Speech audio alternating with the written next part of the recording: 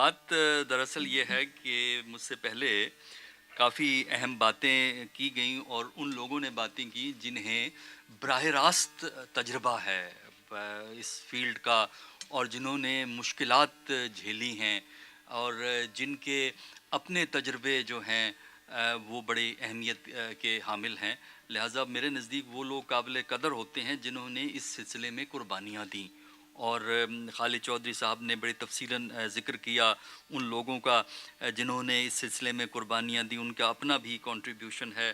تنویر شہزاد نے گفتگو کی جو کہ ایک طویل عرصے سے اس پروفیشن سے منسلک ہیں. میرا جو ایک رشتہ ہے اس پروفیشن سے تھوڑا سا ایک مختلف انداز میں ہے.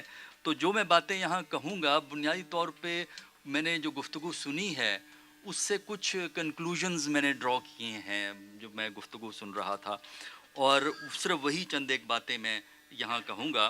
پہلی تو بات جو ابھی تک گفتگو ہوئی ہے، تین لوگوں نے گفتگو کی ہے، اس سے جو ایک کنکلوژن جو میں ڈرا کرتا ہوں وہ یہ ہے کہ جرنلزم جو ہے نا وہ عام آدمی کا پروفیشن نہیں ہے. یہ باہمت اور بہادر لوگوں کا پروفیشن ہے. یہ ان لوگوں کا پروفیشن ہے جن میں ایک ڈٹرمینیشن ہونے کی ضرورت ہے کہ وہ قربانی دیں گے، کیونکہ جب تک آپ میں قربانی کا جذبہ نہیں ہوگا میرا نہیں خیال کہ ایک اچھا جو ہے جرنلسٹ بن سکتا ہے. کیونکہ اس کو اگر وہ صحیح جرنلسٹ ہے تو اس کو مشکلات زیادہ آتی ہیں اور آرام جو ہے وہ کم ہوتا ہے، اور جاب سے نکالے جانا اور مشکلات کا جو آنا جو ہے وہ ممکن نہیں ہے. تو قربانی کے جذبے کے بغیر جو ہے ایسا ممکن نہیں ہے کہ آپ ایک اچھے جرنلسٹ جو ہے وہ بن سکیں.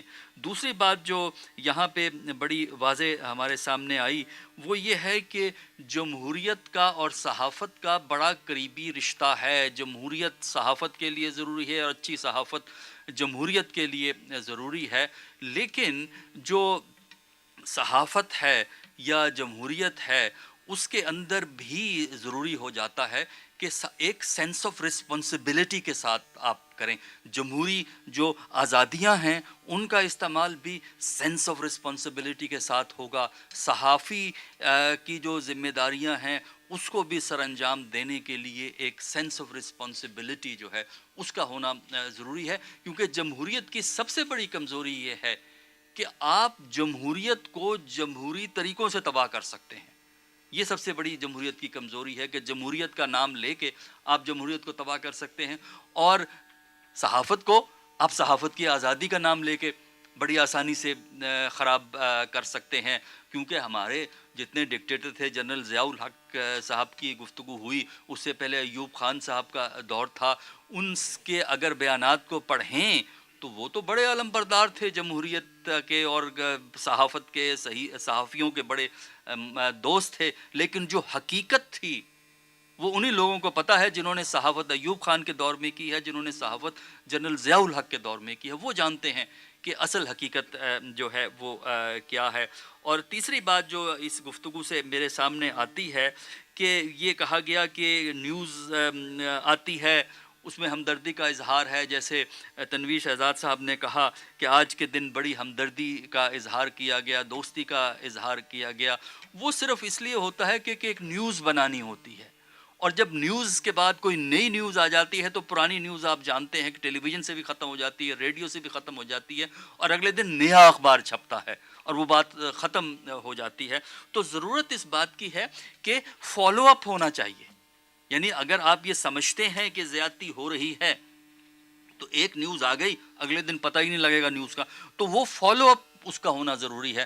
اور اس فالو اپ کے لیے آپ کے لیے لازم ہے کہ آپ اس بات پہ انحصار نہ کریں فالو اپ کے لیے کہ مالکان کیا کریں گے، اس لیے کہ مالکان کے مفادات کمرشل ہیں، وہ اس سے زیادہ نہیں ہیں. آپ کی اپنی تنظیمیں جو ہیں، آپ کے اپنے لوگ جو ہیں وہ اس چیز کو فالو کریں، فالو اپ کریٹ کریں. یعنی جو واقعہ ہو گیا ہے اس کو بھلا نہ دیں، اگلے دن نئے اخبار میں وہ کہانی ختم نہ ہو جائے، بلکہ اس کے لیے وہ چلنا ضروری ہے. تو اس کے لیے دو چیزیں میرے نزدیک ضروری ہیں. ایک تو یہ ہے کہ ہم سب مل کے ایک جو ہے سوسائٹی میں ایک کانشسنس، ایک شعور کو پیدا کریں. یہ سلو پروسیس ہے، کافی لیکن طویل پروسیس ہے، لیکن کانشیسنس کو پیدا کرنا بہت ضروری ہے تاکہ معاشرہ جینوئنلی اس بات کا احساس کرے کہ جرنلسٹ کتنی بڑی قربانی دیتا ہے. اس کے لیے ایک آپ کو کانشیسنس. پھر دوسرا جو ضروری ہوتا ہے کہ میوچل کوآپریشن کا ہونا. جرنلسٹ خود جو ہیں ان کی تنظیمیں ہیں، آرگنائزیشنز ہیں، پریس کلب ہیں، وہ کس حد تک اصولی سطح پر جو ہے وہ کام کر سکتے ہیں، اس کا بھی بڑا دار و مدار ہے. اور پاکستان کے لیے جو پاکستان میں سب سے بڑا مسئلہ یہ ہے کہ جو چیلنج آتا ہے جرنلسٹ کو وہ صرف مالکوں کی طرف سے نہیں ہے. مالکوں کی طرف سے ایک چیلنج آتا ہے، دوسرا چیلنج اسٹیٹ کی طرف سے ہوتا ہے. اسٹیٹ بعض دفعہ پالیسیز اڈاپٹ کرتی ہے. تیسرا چیلنج جو ہم پاکستان میں دیکھ رہے ہیں وہ سوسائٹی سے بھی اب میڈیا کو چیلنج آتا ہے. سوسائٹی میں بھی ایسی قوتیں ہیں جو آپ کو فورس کرتی ہیں کہ اگر آپ نے یہ کر دیا تو آپ کو ہم کڈنیپ کر دیں گے، ہمیں پتہ ہے کہ آپ کے بچے کس سکول میں جاتے ہیں. یہ وہ ہے جو معاشرے کے اندر سے جو یہ چیلنج ایمرج کرتا ہے. اس چیلنج کو بھی جو ہے وہ فیس کرنا ضروری ہے. اور آخری بات جو میں یہ کہوں گا وہ یہ ہے کہ اس وقت پاکستان کا جو جرنلسٹ ہے وہ ایک خاص مخصوص ماحول میں کام کر رہا ہے، اور وہ مخصوص ماحول یہ ہے کہ ہمارے معاشرے میں کانفلکٹ ہے. آپ کانفلکٹ پرون سوسائٹی میں جو جرنلسٹ ہے اس کی زندگی کو زیادہ خطرات ہوتے ہیں.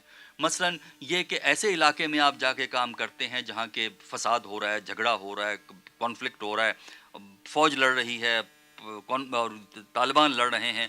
اس کے لیے ضروری ہے کہ خصوصی ٹریننگ آپ کے لیے ہونی چاہیے جو اسٹیٹ سے تو آپ ایکسپیکٹ نہ کریں نا. اسٹیٹ تو اس قسم کے کام کرنے میں توجہ ہی نہیں دیا کرتی. اس کے لیے ایک جرنلسٹ گیا دوسرا گیا اہم نہیں ہوتا. لیکن یہ میرا اور آپ کا فرض ہے کہ ہم سب مل کے یہ دیکھیں کہ جو ہمارے ساتھی، جو ہمارے دوست اس علاقے میں کام کرتے ہیں جہاں کانفلکٹ ہے، اس کو خاص ٹریننگ کی جو ہے اور خاص شعور کی ضرورت ہے تاکہ وہ اس کی زندگی جو ہے وہ قدرے محفوظ رہے اور ہم اور ہمارے ساتھی جو ہے مشکلات کے شکار نہ ہوں. Thank you. یہ باتیں تھیں جو میں نے آپ لوگوں کی تقاریر سے نکالی.